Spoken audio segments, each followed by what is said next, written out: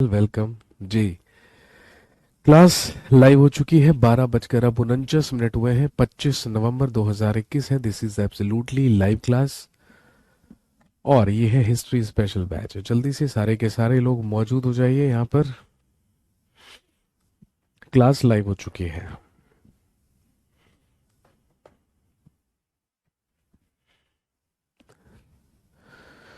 आप सभी लोगों का अभिनंदन है, इस्तकबाल है, हार्दिक स्वागत है। सारे के सारे लोग जल्दी से यहाँ पर मौजूद हो जाएंगे।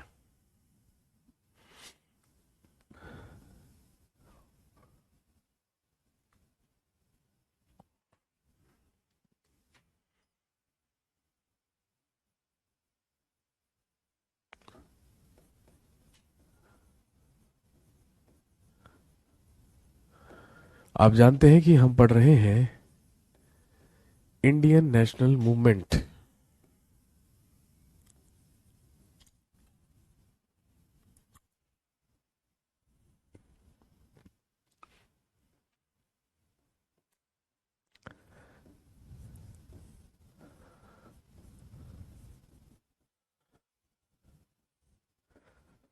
भारतीय राष्ट्रीय आंदोलन, इंडियन नेशनल मूवमेंट या भारतीय राष्ट्रीय आंदोलन, which is the period of 1885 to 1947।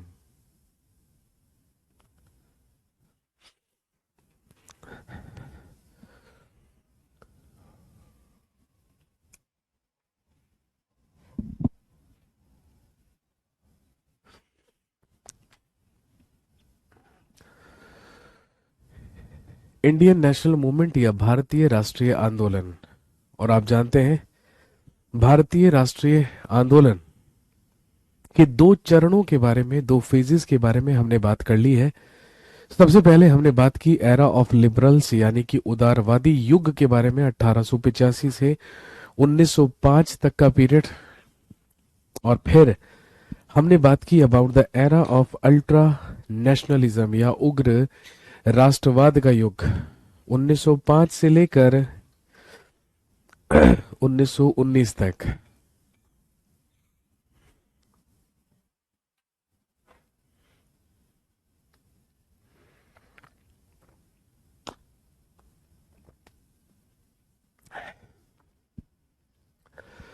और मैंने आपको बताया था कि अगली क्लास में हम शुरू करेंगे the most important phase of Indian national movement. Heading डाल लीजिए। आज हम शुरू करेंगे पढ़ना अबाउट द गांधीयन एरा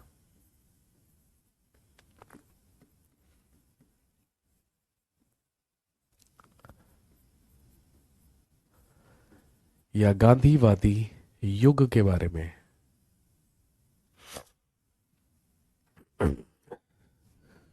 आज हमें पढ़ना है गांधीयन एरा या गांधीवादी युग, 1919 से लेके 1942 तक का पीरियड।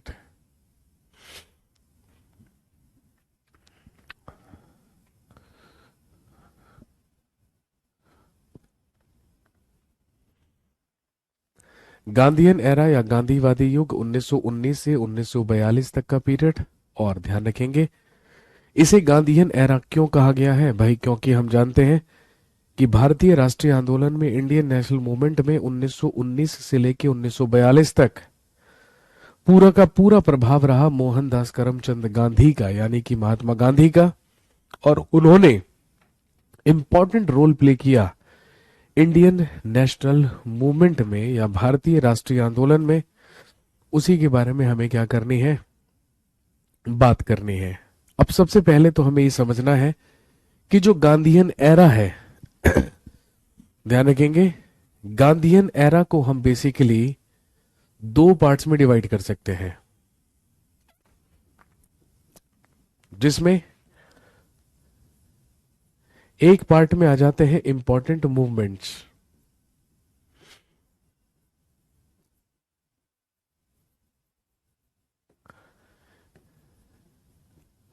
यानी कि महत्वपूर्ण आंदोलन।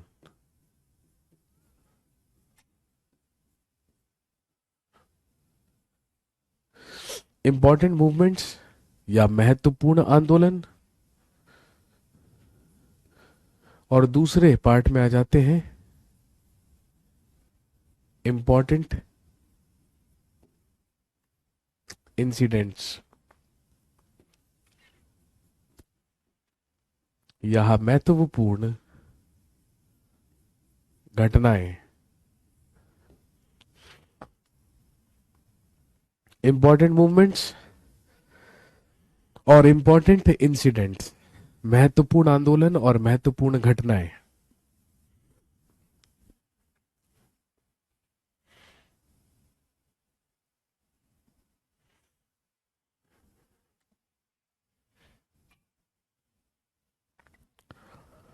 और यदि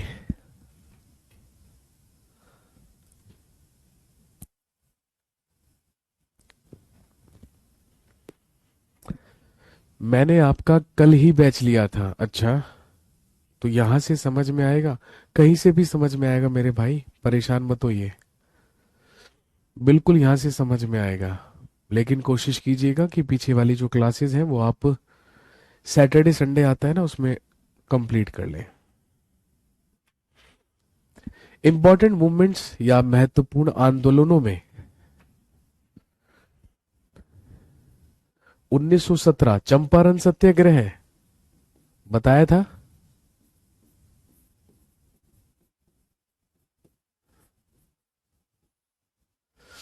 1918 अहमदाबाद मिल मजदूर आंदोलन।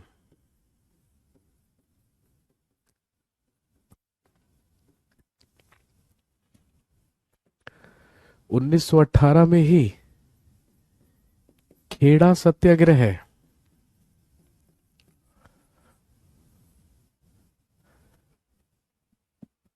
ये वो महत्वपूर्ण आंदोलन है जो गांधी जी के द्वारा किए गए थे।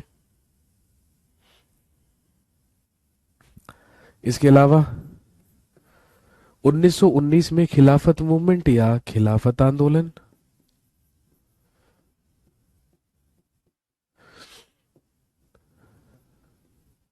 1920 में नॉन कोऑपरेशन मूवमेंट या असहयोग आंदोलन। नॉन कोऑपरेशन मूवमेंट या असहयोग आंदोलन।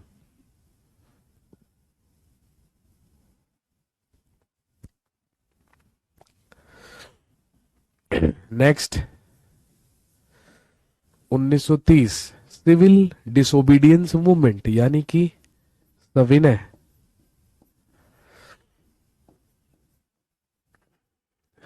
अवज्ञा आंदोलन जो कहलाता है सिविल डिसोबीडियंस मूवमेंट। नेक्स्ट 1940 में इंडिविजुअल सत्याग्रह या व्यक्तिगत सत्याग्रह।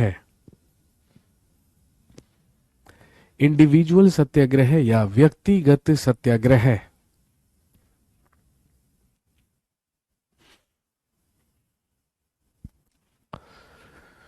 और पता है 1942 में क्विट इंडिया मूवमेंट, भारत छोड़ो आंदोलन।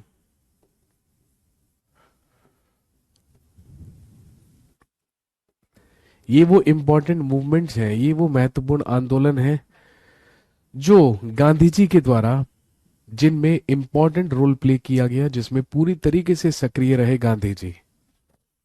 मैं रिपीट कर रहा हूं, सबसे पहले 1917 में है चंपारण सत्याग्रह, उसके बाद 1918 में है अहमदाबाद मिल मजदूर आंदोलन, उसके बाद है 1918 1918 में खेड़ा सत्याग्रह, 1919 में है खिलाफत मूवमेंट, 1920 में है नॉन कोऑपरेशन मूवमेंट, 1930 में है सिविल डिसोबीडियंस मूवमेंट 1940 में है इंडिविजुअल सत्याग्रह या व्यक्तिगत सत्याग्रह, और 1942 में है क्विट इंडिया मूवमेंट या भारत छोड़ो आंदोलन। सर दांडी मार्च 1930 में ही है बेटे। दांडी मार्च सविनय अवज्ञा आंदोलन का ही तो भाग है। सॉल्ट मूवमेंट कह लीजिए, दांडी मार्च कह लीजिए, सविनय अवज्ञा आंदोलन कह लीजिए, होना वही है। नामक कानून को तोड़ने के लिए साबरमती से लेकर दांडी तट तक गांधी जी पैदल यात्रा करेंगे, which is known as Dandi मार्च।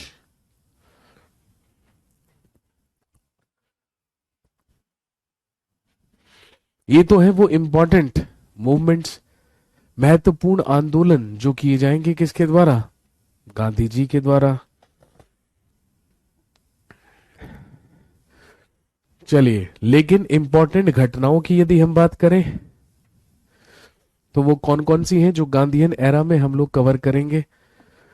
चलिए भाई, ये मैं इंग्लिश में लिखता हूं, हिंदी में आप लिखेंगे।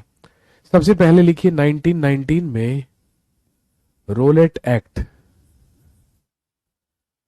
या 1919 का रोलेट अधिनियम। हिस्ट्री में आप देखेंगे तो भाई 80% चीजें ना इंग्लिश और हिंदी में सेम ही है, तो इसलिए ज्यादा दिक्कत नहीं होती है। लेकिन आप लोगों को समझाए कौन? 1919 में रोलेट एक्ट या रोलेट अधिनियम। Next,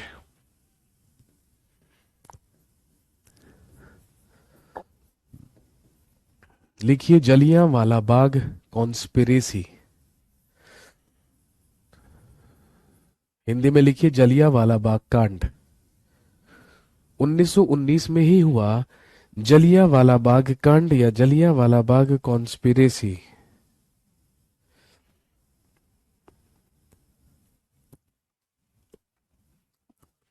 next, 1922 Chauri Chaura conspiracy या चौरी चौरा कांड। Next, 1923 foundation of Swaraj party या लिखेंगे स्वराज पार्टी की स्थापना। स्वराज पार्टी या foundation of Swaraj party. Next, 1927 Simon commission या हिंदी में लिखेंगे साइमन आयोग। 1928 लिखिए नेहरू रिपोर्ट।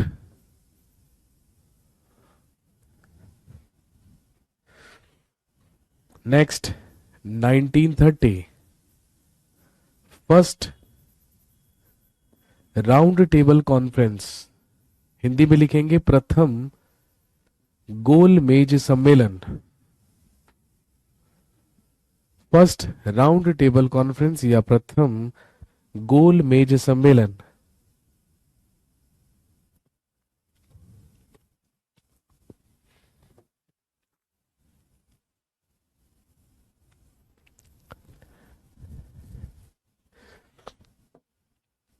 अगला 1931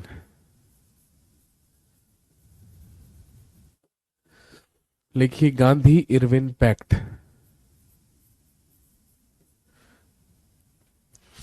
हिंदी में लिखिए गांधी इरविन समझौता। गांधी इरविन पैक्ट या गांधी इरविन समझौता। उसी के बाद सेकंड राउंड टेबल कॉन्फ्रेंस।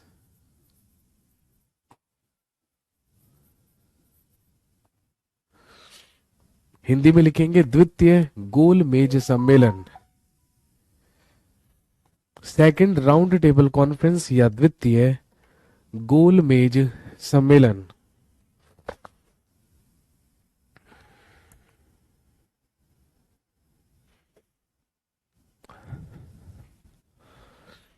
उसके बाद 1932 पूना पैक्ट, हिंदी में लिखेंगे पूना समझौता, पूना पैक्ट या पूना समझौता। Next 1932 third round table conference, Hindi में लिखिए तृतीय गोल मेज सम्मेलन। थर्ड राउंड टेबल कॉन्फ्रेंस या तृतीय गोल मेज सम्मेलन।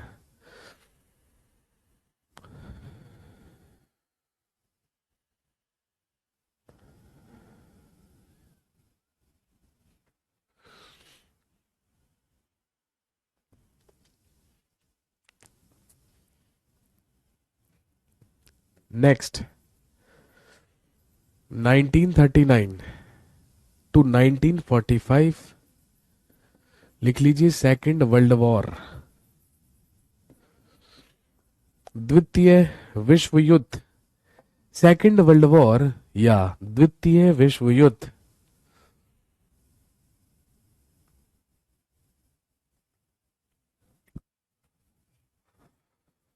Nineteen forty August offer, Hindi में लिखेंगे अगस्त प्रस्ताव। 1940 डिमांड ऑफ पाकिस्तान, हिंदी में लिखिए पाकिस्तान की मांग। 1942 क्रिप्स मिशन या क्रिप्स प्रपोजल, हिंदी में लिखेंगे क्रिप्स प्रस्ताव। क्रिप्स मिशन या क्रिप्स प्रपोजल, क्रिप्स प्रस्ताव। और लास्ट क्रिप्स प्रपोजल के बाद या क्रिप्स प्रस्ताव के ही बाद बस यहीं तक रहने दीजिए। 1942 तक ही पूरा प्रभाव रहा इंडियन नेशनल मूवमेंट में किसका? गांधी जी का। वो सारे के सारे आंदोलन और ये सारी की सारी घटनाएं किसके इर्द गिर्द घूमेंगी? गांधी जी के, मोहनदास करमचंद गांधी। इसीलिए इस युग को ही हमने क्या कहा है? गांधीवादी युग या गांधीयन एरा।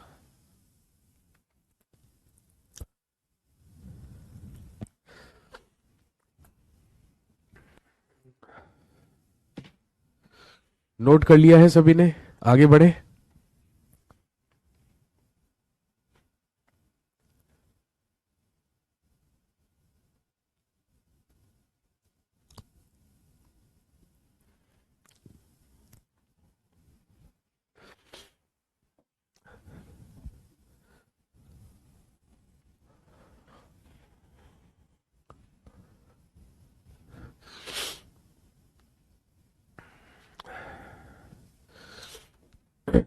चलिए भाई, सबसे पहले हेडिंग डाल लीजिए,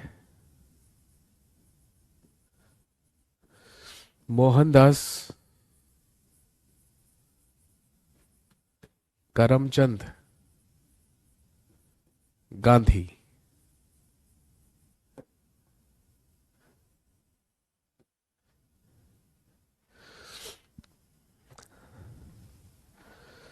लिखिए मोहनदास करमचंद गांधी।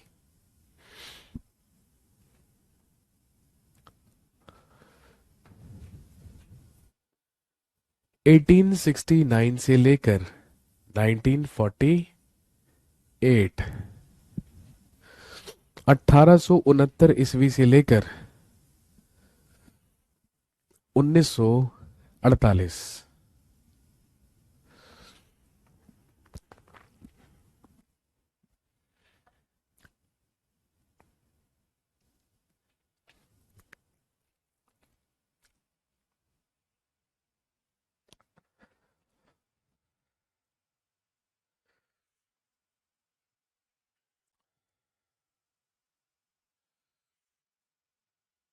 और आप जानते हैं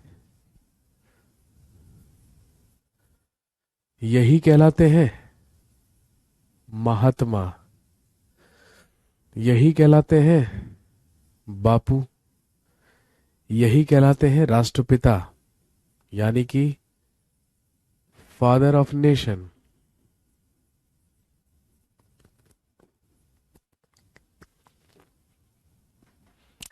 महात्मा, बापू, फादर ऑफ द नेशन,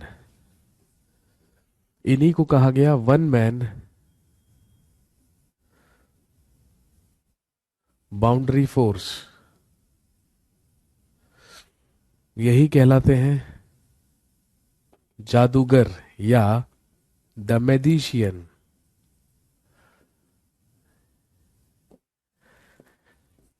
इन्हीं को कहा गया मलंग बाबा।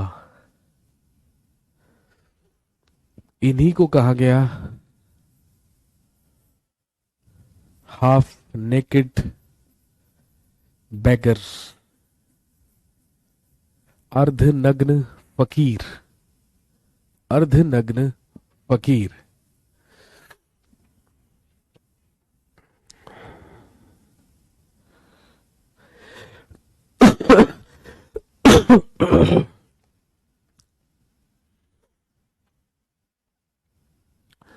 और इन्हीं को कहा गया था, कल मैंने आपको बताया भी था, भर्ती करने वाला सर्जेंट कहा था ब्रिटिश गवर्नमेंट ने।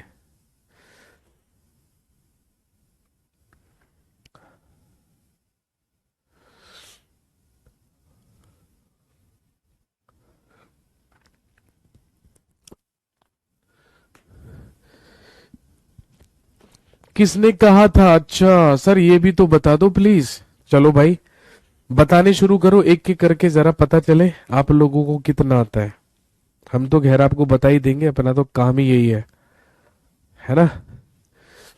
चलिए, सबसे पहले बताइए गांधी जी को महात्मा किसने कहा। सबसे पहला क्वेश्चन है, जो सबसे पहले आंसर करेगा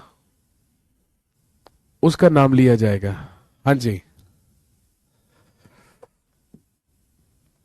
गांधी जी को महात्मा किसने कहा? अब जब मैं ये लिखवा दूंगा ना, तो फिर ये आदमी लिखेगा सर कब और क्यों कहा था, ये भी तो लिखवा दो। राहुल बता रहे हैं भाई, सबसे पहले रविंद्रनाथ टैगोर ने कहा गांधी जी को महात्मा। तो लिख लीजिए महात्मा के साथ रविंद्रनाथ टैगोर।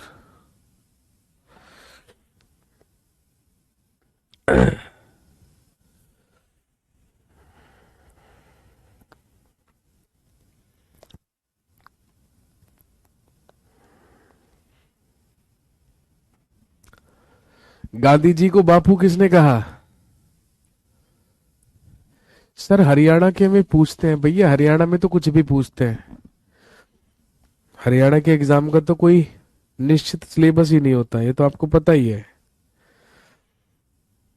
लिख लिख ले भाई, पूछते हैं तो जो मन करे वो लिख ले तू, और बता, खुश रहना चाहिए तो, है ना। जी, बापू, कावेरी बता रही है कि सर जी बापू तो कहा था पंडित जवाहरलाल नेहरू ने। बिल्कुल, लिख लीजिए बापू के साथ पंडित जवाहरलाल नेहरू।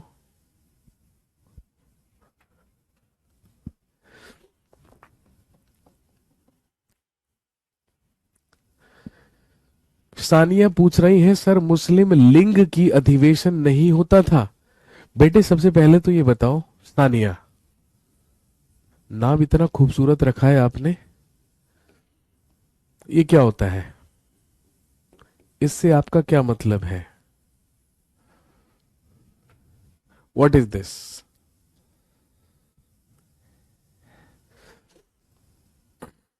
इसका क्या मतलब है? ये तो समझा दो, क्या पूछना चाह रहे हैं आप? ये क्या होता है यार मुस्लिम लिंग? कहाँ लिखवाया मैंने मुस्लिम लिंग? खुद बताइए।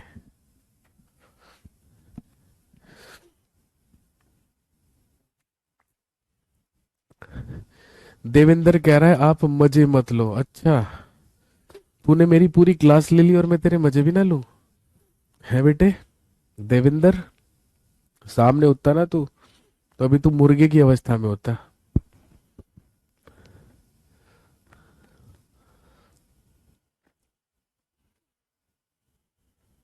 देवेंद्र कह रहा है ये तो टाइपिंग मिस्टेक है, क्योंकि देवेंद्र तो हरियाणा का है। इसे पता है कि इससे ज्यादा खराब अंग्रेजी तो मेरी है ना देवेंद्र। हाँ, बेटे देखो, लिखने से पहले ना आप क्या लिखते हो सबसे पहले ये देख लिया करो। मैं बताते बताते थक गया। सर दो देवेंद्र है, अबे दो हो या छह हो उससे मेरे को क्या मतलब है, देवेंद्र तो देवेंद्र ही रहेगा, है ना।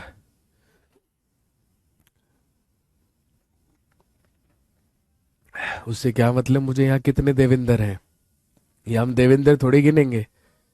अबे हम गांधी पर फोकस करेंगे, देवेंद्र पर क्यों करें भाई।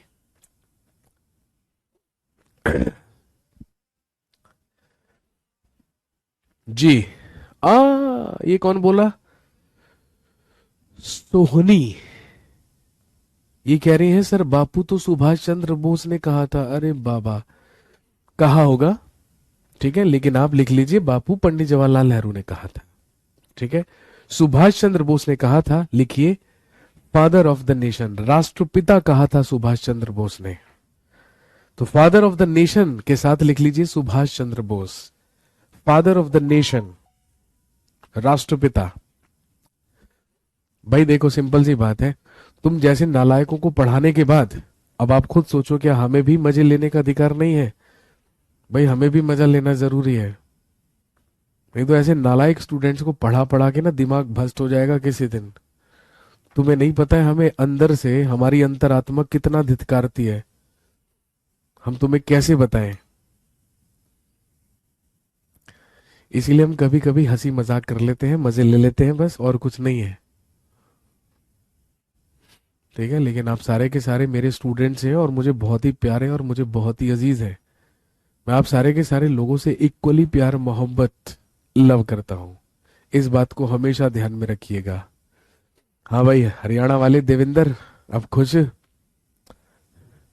गीसा गड़ गया होगा अब तो, है। आह, अंकित कह रहा नहीं सर आपको तो बहुत लायक स्टूडेंट्स मिले हैं भैया, भगवान करे आप लायक हो। अनिल तो कह रहा है सर मैं हिस्ट्री का ही टीचर बनना चाहता हूँ, क्यों अपनी जिंदगी तबाह करने पे तुला है। जी। अगला है वन मैन बाउंड्री फोर्स। किसने कहा, किसने कहा one man boundary force. Sir हम नालायक ही आपका नाम रोशन करेंगे, अबे यही तो चाहता हूं मैं, यही तो चाहता हूं तू नाम रोशन कर और फटाफट से मिठाई का डब्बा लेके मुखर्जी नगर आ जा, यही तो चाहिए हमें। One man boundary force Gandhi ji को कहा भारत के अंतिम वाइसराय ने, जल्दी से बता दो कौन था, लिख लीजिए लॉर्ड माउंटबेटन। लॉर्ड माउंटबेटन ने कहा गांधी जी को one man boundary force.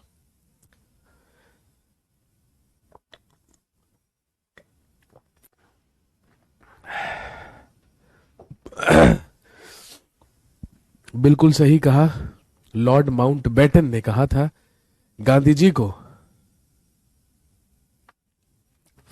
One man boundary force.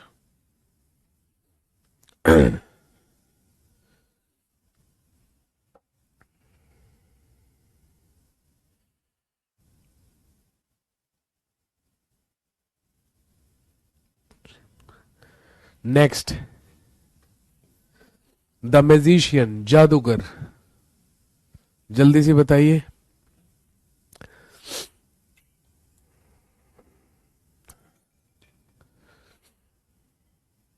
जल्दी से बताइए गांधी जी को जादूगर किसने कहा था, कौन बताएगा भाई। नहीं कावेरी, गलत जवाब। कावेरी ने कहा विंस्टन चर्चिल, गलत। देवेंद्र भी कह रहे हैं चर्चिल, गलत।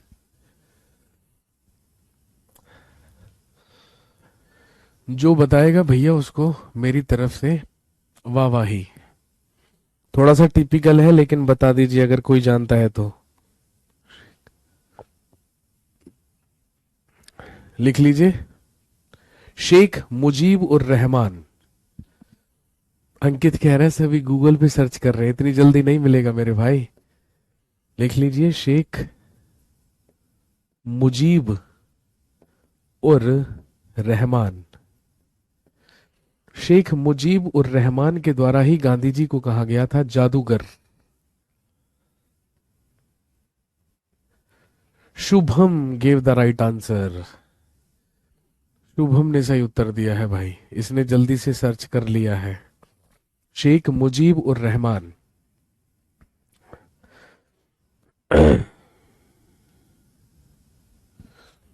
नेक्स्ट, मलंग बाबा। जल्दी से बताइए, गांधी जी को मलंग बाबा किसने कहा?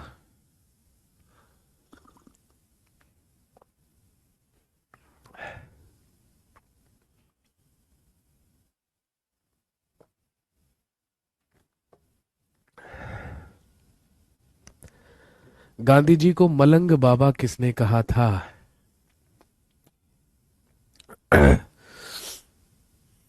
कावेरी कह रही है खुदाई खिदमतदार। बिल्कुल लिख लीजिए, बिल्कुल सही उत्तर है।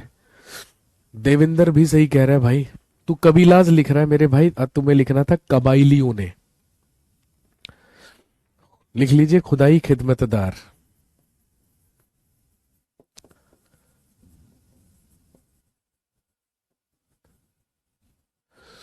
लिख लीजिए खुदाई खिदमतदार।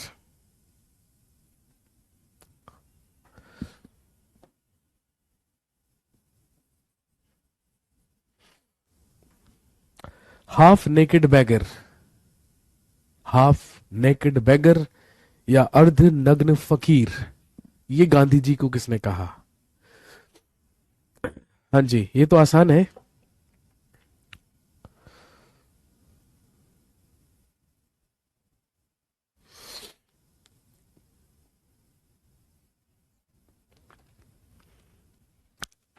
महेश जी, ये कहा था विंस्टन चर्चिल ने।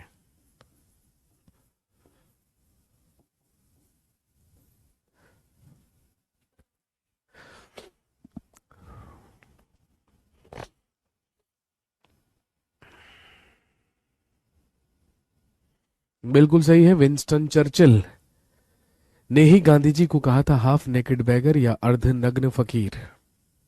और कोई नाम बचा? उपनाम याद कर लीजिए, अभी तो उपनामों की ही बात चल रही है। एक लिखिए किंग ऑफ।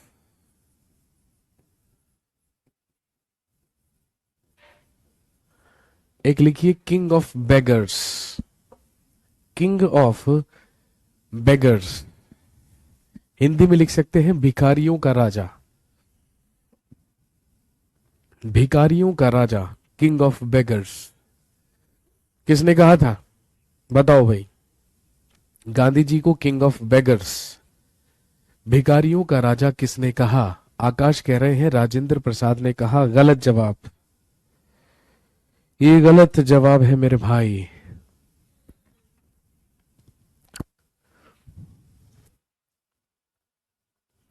रविन्द्रनाथ टैगोर नहीं जी, बिल्कुल भी नहीं। रविन्द्रनाथ टैगोर ने तो कह दिया ना, चंपारण सत्याग्रह के दौरान महात्मा की उपाधि दी थी। लिख लीजिए पंडित मदन मोहन मालवीय।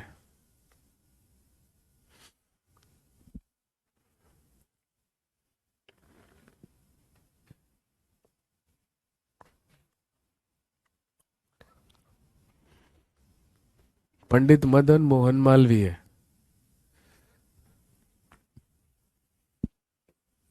एक लिखिए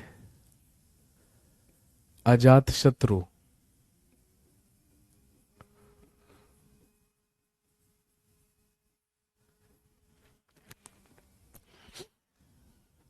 अगला लिखिए अजात शत्रु।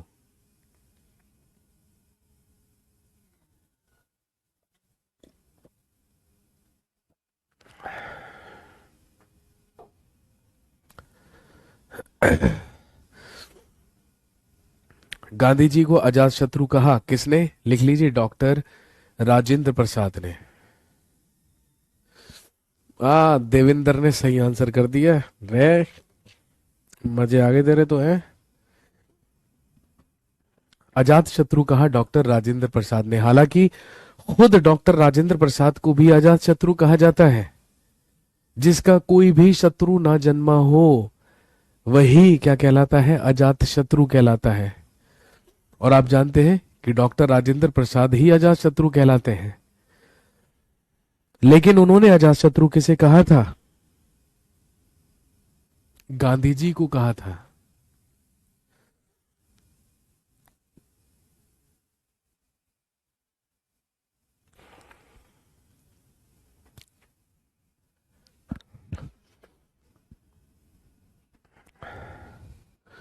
बाकी वो आपको पता ही है, ब्रिटिश गवर्नमेंट, ब्रिटिश सरकार के द्वारा कहा गया था भर्ती करने वाला सर्जेंट, जब भारी संख्या में भारतीय युवाओं को प्रेरित करके कहा भेजा था, ब्रिटिश आर्मी ज्वाइन करने भेजा था, और वो जाकर लड़े थे फर्स्ट वर्ल्ड वॉर में। चलिए आते हैं अब गांधी जी के जीवन पर। लिखिए, गांधी जी का जन्म 2 अक्टूबर सन 1869 ईस्वी में। Gandhi ji was born in Gandhi ji was born on 2 October 1869 in Porbandar, Gujarat.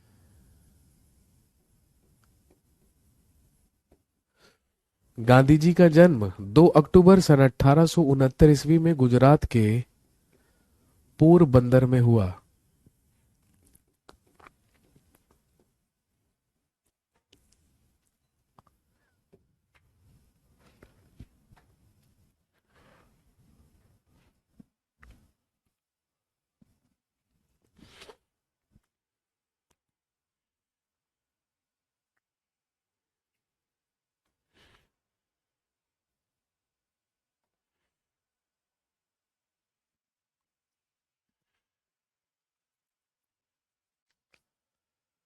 लिखिए, his father was Karamchand Gandhi. इनके पिता का नाम करमचंद गांधी और माता का नाम पुतलीबाई था। इनके पिता का नाम करमचंद गांधी और इनकी माता का नाम पुतलीबाई था। इनका वास्तविक नाम मोहनदास था, इसीलिए पूरा नाम बना मोहनदास करमचंद गांधी।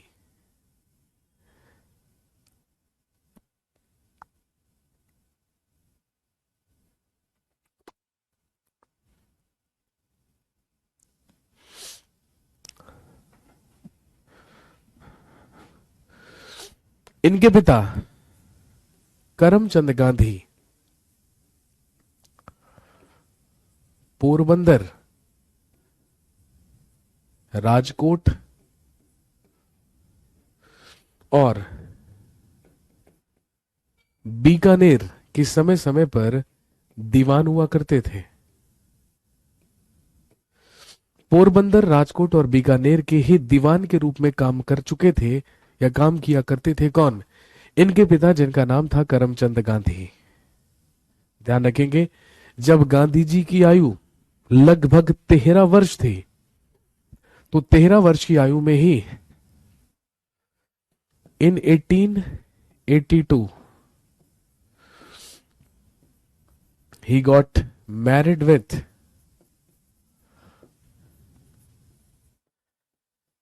कस्तूरबा गांधी।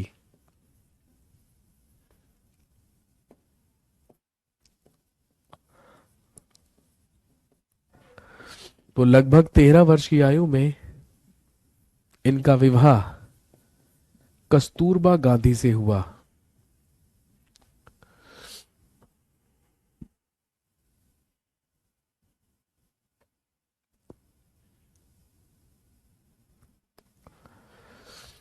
और उन्हीं से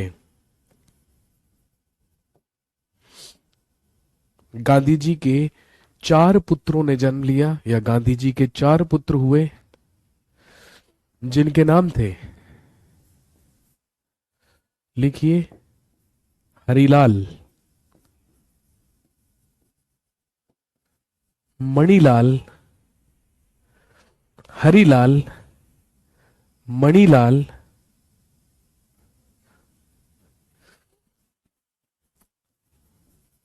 रामदास और देवदास।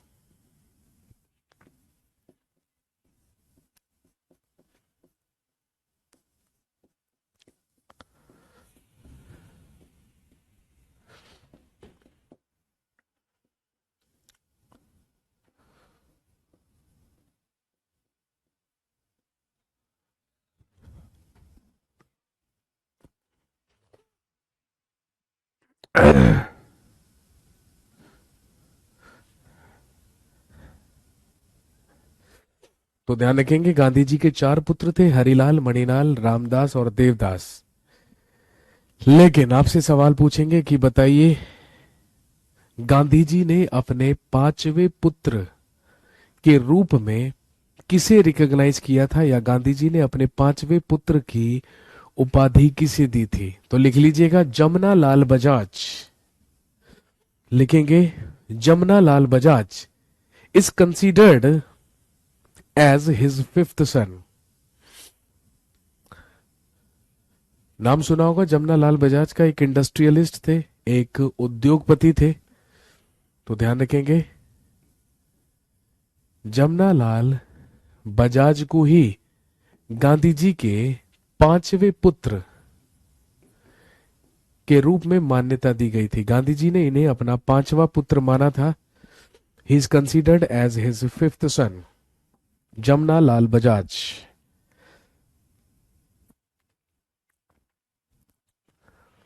एक और इंपॉर्टेंट और कॉमन क्वेश्चन एग्जाम में पूछते हैं, who is known as the political teacher of Gandhi ji. Gandhi ji के राजनैतिक गुरु कौन माने जाते हैं? हाँ जी, गांधी जी के राजनैतिक गुरु कौन माने जाते हैं? लिख लीजिए गोपाल कृष्ण गोखले।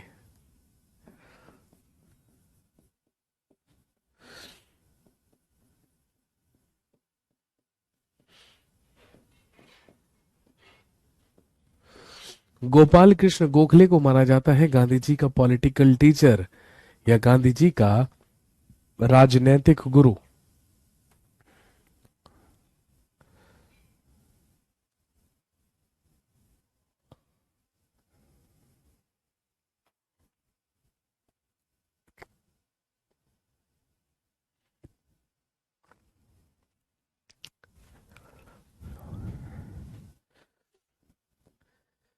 एटीन 1888 से लेकर 1891 तक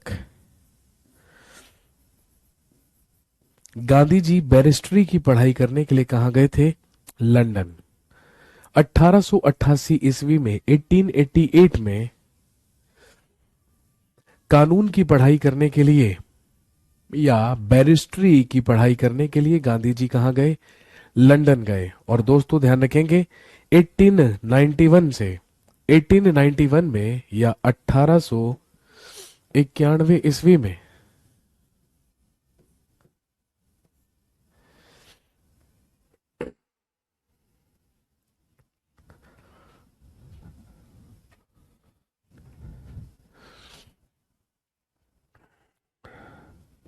गांधी जी ने लॉ या बैरिस्टर की डिग्री प्राप्त की।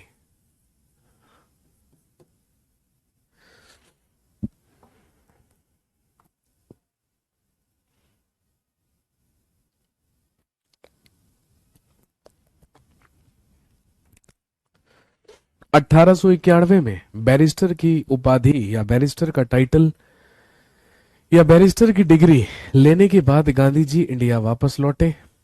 और ध्यान रखेंगे 1891 से लेकर 1893 तक he started his law practice. इन्होंने अपनी वकालत शुरू की और बॉम्बे और राजकोट में लगभग इन्होंने भारत में आकर 2 साल तक वकालत भी करने की कोशिश की।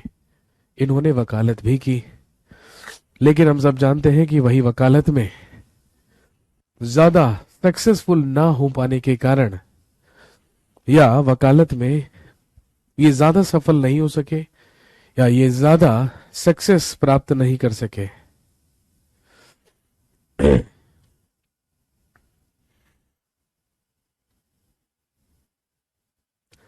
इसीलिए एक इंडियन मुस्लिम, एक भारतीय मुसलमान,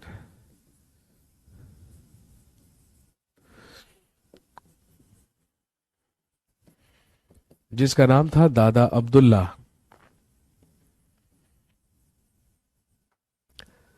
एक इंडियन मुस्लिम, एक भारतीय मुसलमान जिसका नाम था दादा अब्दुल्ला, उसी के केस के सिलसिले में या उसी के एक मुकदमे के सिलसिले में इन 1893 Gandhi ji went south Africa.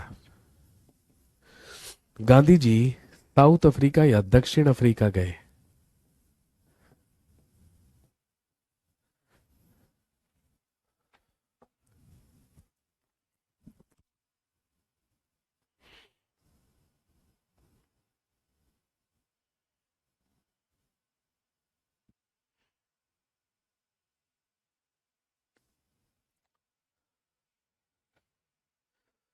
और आप जानते हैं कि जब ये साउथ अफ्रीका गए, जब ये दक्षिण अफ्रीका गए, तो दक्षिण अफ्रीका में ही गांधी जी के साथ एक ऐसी घटना घटित हुई which is considered as the turning point of his life, जिसे इनके जीवन का टर्निंग पॉइंट माना जाता है।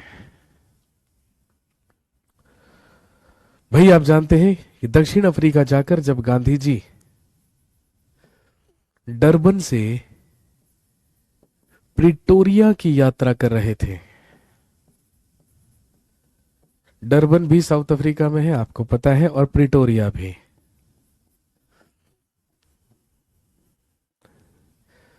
जब गांधी जी डरबन से प्रिटोरिया की जर्नी कर रहे थे वाया ट्रेन, रेल से, और गलती से फर्स्ट क्लास में बैठकर, तो हम सब जानते हैं रास्ते में ही सेंट मैरिट्सबर्ग,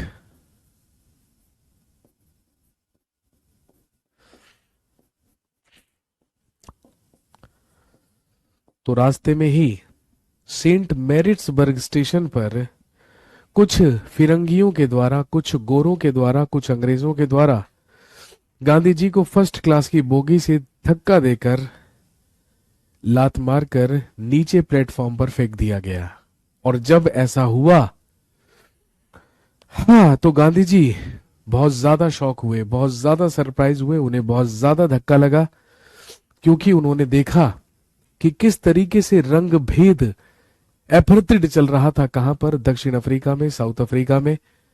भाई आप जानते हैं जिस तरीके से भारत अंग्रेजों का या ब्रिटेन का उपनिवेश था, जैसे हम ब्रिटिश कॉलोनी थे, बिल्कुल वैसे ही दक्षिण अफ्रीका भी अंग्रेजों का उपनिवेश हुआ करता था। लेकिन वहां पर बहुत ज्यादा रंग भेद चला करता था। गांधी जी के साथ भी वही हुआ भाई, क्योंकि इंडियंस को और काले लोगों को फर्स्ट क्लास की बोगी में सफर करना अलाउड नहीं था, लेकिन गांधी जी गलती से फर्स्ट क्लास में ही सफर कर रहे थे। इसीलिए कुछ अंग्रेजों ने, कुछ फिरंगियों ने, कुछ गोरों ने गांधी जी को सेंट मैरिट्स बर्ग नामक स्टेशन पर फेंक दिया, जब ये डरबन से प्रिटोरिया की ट्रेन यात्रा कर रहे थे।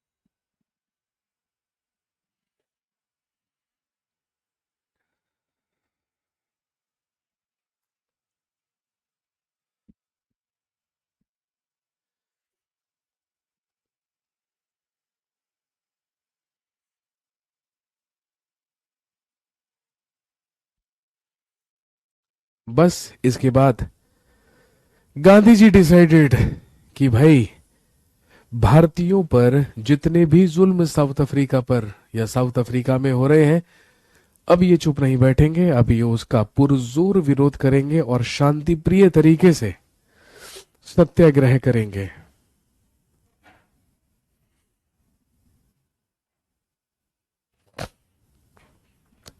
सर, उपनिवेश क्या होता है? देखिए, किसी ताकतवर देश या राज्य के द्वारा किसी कमजोर देश या राज्य पर अधिकार कर लेना या उसके सारे के सारे आर्थिक अधिकारों पर कब्जा कर लेना ही बेसिकली क्या कहलाता है? कॉलोनियलिज्म या उपनिवेशवाद। इसका आधार पूरी तरीके से आर्थिक होता है। भाई, आप जानते हैं भारत की एक अपनी इकोनॉमी है, भारत की अपनी एक अर्थव्यवस्था है, लेकिन कल को कोई देश आकर हमारे देश पर कब्जा कर ले। अब एक कब्जा तो करना होता है राजनीतिक तौर पर कब्जा कर ले, लेकिन यदि वो आर्थिक तौर पर भी कब्जा कर लेगा, दैट इज कॉलोनियलिज्म। उसी को हम कहते हैं उपनिवेशवाद, जो ब्रिटेन ने हमारे साथ किया था। हमारे साथ क्या, दुनिया के आधे देशों के साथ किया था, आप जानते हैं। इसी के अगले साल इन 1894 Gandhi ji founded Natal Congress इन साउथ अफ्रीका।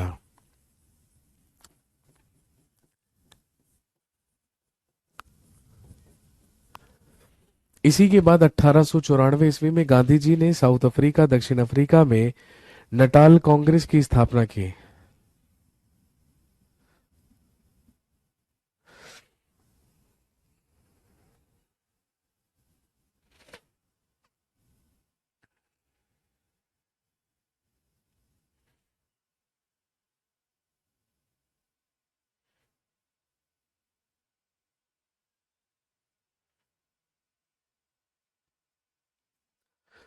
इसके अलावा 1904 में ही फाउंडेड फिनिक्स आश्रम।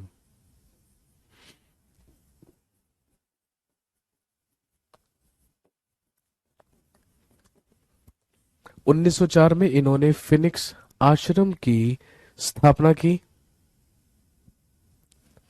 और 1906 में ही फाउंडेड टॉलस्टॉय फार्म।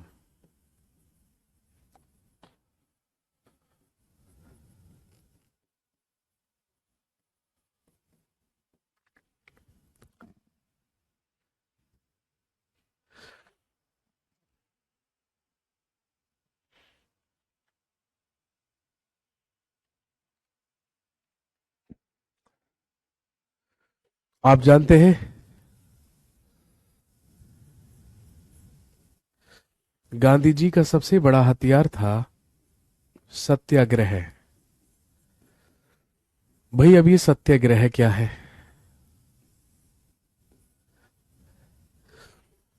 खुद को कष्ट पहुंचाकर, खुद को कष्ट देकर सामने वाले पर प्रेशर बनाना, अपनी मांगे मनवाने के लिए, वही क्या कहलाता है? सत्याग्रह कहलाता है। आपसे पूछेंगे कि बताइए, गांधी जी ने सत्याग्रह करने की इंस्पिरेशन या आप कह सकते हैं प्रेरणा कहां से ली थी या किससे ली थी? अब जल्दी से मुझे बताइए, गांधी जी ने किससे इंस्पिरेशन ली थी सत्याग्रह करने की?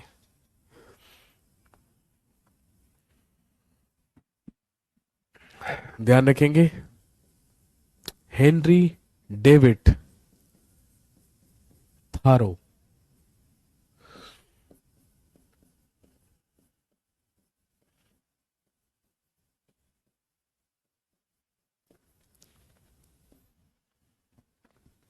गांधी जी ने सत्याग्रह करने की इंस्पिरेशन या प्रेरणा हेनरी डेविड थारो से ली थी। और ध्यान रखेंगे, हेनरी डेविड थारो के ही द्वारा एक निबंध लिखा गया था, एक एसे लिखा गया था एक पुस्तक में, जिसका शीर्षक था, जिसका टाइटल था द सिविल डिसओबीडियंस।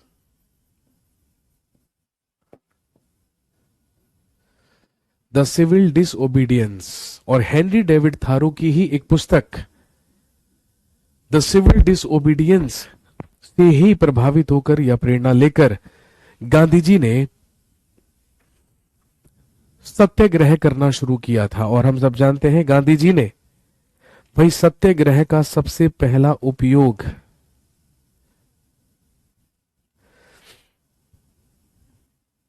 1906 में ही किया था।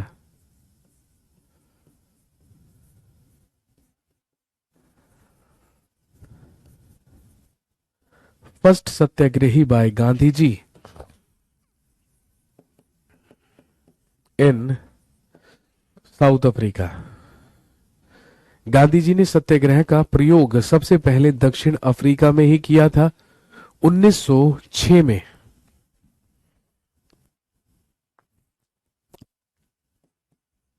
किसके तहत लिखेंगे? इन protest against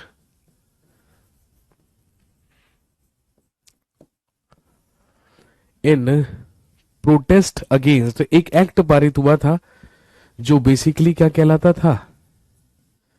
Asiatic registration act.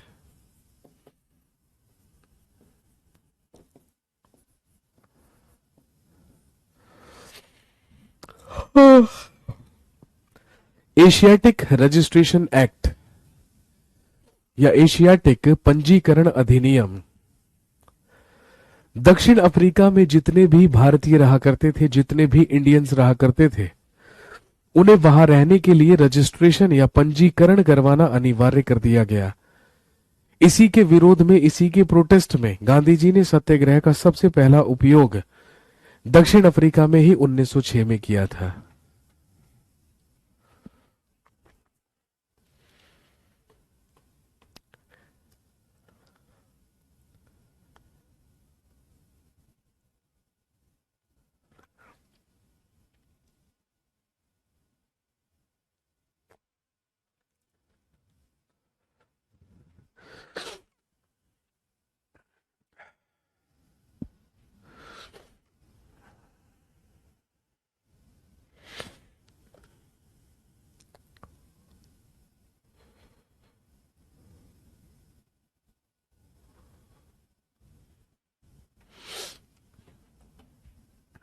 आपसे क्वेश्चन पूछेंगे कि बताइए गांधी जी ने कांग्रेस के किस अधिवेशन में सबसे पहले पार्टिसिपेट किया था? कोई बता सकता है मुझे? हाँ जी, क्या कोई मुझे बता सकता है गांधी जी ने सबसे पहले कांग्रेस के किस अधिवेशन में पार्टिसिपेट किया था? सिर्फ पार्टिसिपेट, अध्यक्षता नहीं। अध्यक्षता तो हम सब जानते हैं बेलगाम अधिवेशन में की थी 1924 में, लेकिन गांधी जी ने सबसे पहले पार्टिसिपेट किस सेशन में किया था? यहां पे सारे के सारे लोग बेलगाम अधिवेशन आंसर कर रहे हैं, लेकिन क्यों भगवान जाने। भाई मैं पूछ रहा हूं, अध्यक्षता नहीं पूछ रहा हूं, मैं पार्टिसिपेट करने की बात पूछ रहा हूं। अबे यार कुछ भी लिख कर भेज रहे हो। लिख लीजिए 1901 1901 कैलकाटा सेशन ऑफ कांग्रेस।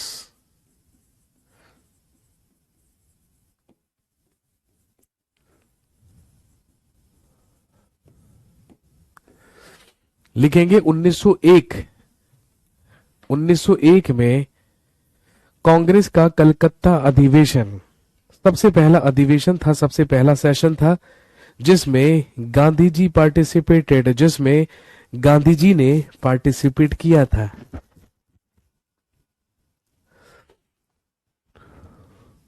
ध्यान रखेंगे।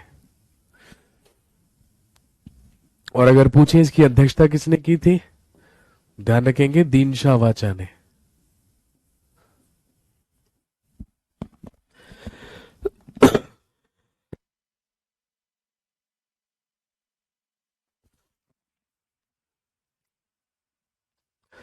इसकी अध्यक्षता दीन शाह वाचा के द्वारा की गई थी। इसके बाद आप जानते हैं, लिख लीजिए 9 जनवरी 1915 को Gandhi ji returned from South Africa.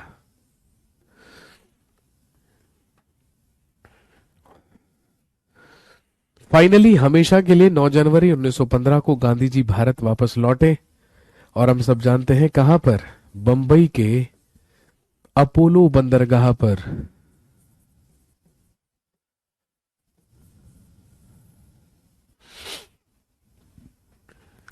वही बंदरगाह जहां पर गेटवे ऑफ इंडिया है, उसी को कहते थे अपोलो बंदरगाह। ऐतिहासिक घटना थी, गांधी जी दक्षिण अफ्रीका से हमेशा के लिए भारत वापस लौट आए। और अब इंपॉर्टेंट चीज, भारत आने के बाद गांधी जी ने क्या क्या किया। सारे आंदोलन और घटनाएं मैं आपको पहले ही बता चुका हूं। बस आज की कहानी को यहीं पर रोक देते हैं। कल आपसे दोबारा मुलाकात होगी, और कल हम इसके बाद का second phase of Gandhi ji life, या गांधी जी के जीवन का दूसरा चरण, उसके बारे में बात करेंगे। और हम बात करेंगे गांधी जी से संबंधित महत्वपूर्ण आंदोलनों और महत्वपूर्ण घटनाओं के बारे में। ठीक है, चलिए, that's all for today. Thank you so much, शुक्रिया, धन्यवाद। See you tomorrow in the next session.